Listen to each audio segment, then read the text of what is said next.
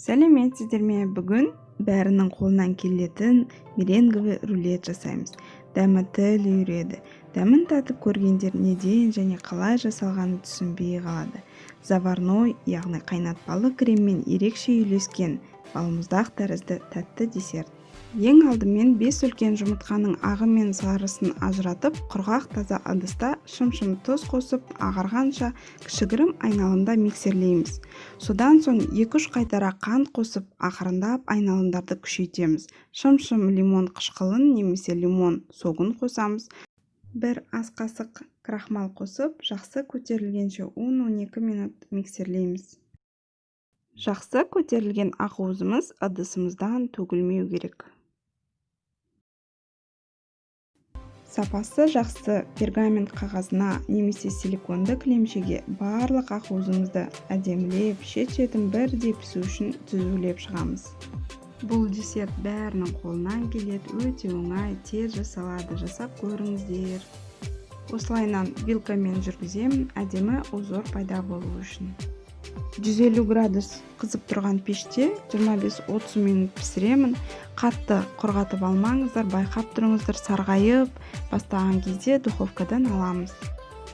Меренганы пешке салған соң крем дайындаймыз. Ол үшін жұмыртқаны қантпен, венчикпен араластырып алып, 1-1 ас қасық крахмал мен ұн қосып, дәм беру үшін ваниль қантын және кішкене сүт құйып араластырамыз. Қалған сүтімізді газда ысытып аламыз. Содан соң осы кремнің үстіне аз-аздан венчикпен араластырып отырып құямыз. Одан кейін кремімізді сол ыдысқа асты қалың кастрюльге ауыстырып, газға қоямыз. Орташа отта айналдыра отырып, өстіп араластыра отырып қайнатамыз. 4-5 минут уақыт алады. Өстіп қоюланған кезде отты өшіреміз. Консистенциясы сгущенка тәрізді болу керек. Кремімізге сары майды салып ерітіп аламыз. Және еріген соң кремнің бетіне тақап пищевой пленка жабамыз. Өйткені кремнің беті құрғап, қатайып кетпеу үшін, немесе суығанша 2-3 минут сайын араластырып отырасыздар.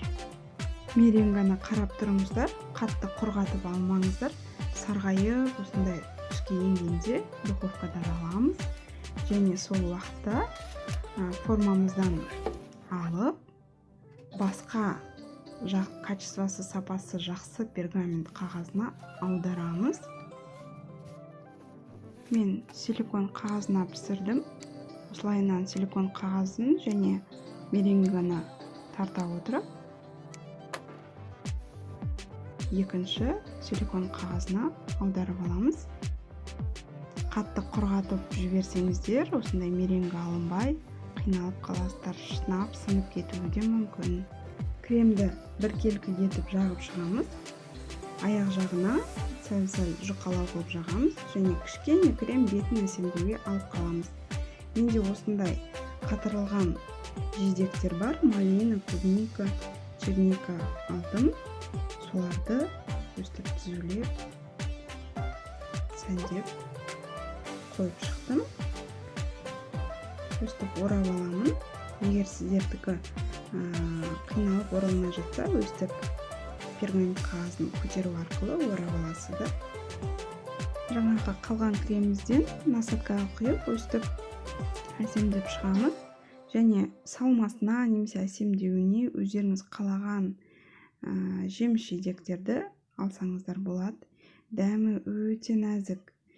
Дәмін көрген адамдар бұл не, қалай жасалған деп түсінбей қалады. Балмұздақ тәріздес, дәмі өте жұмсақ.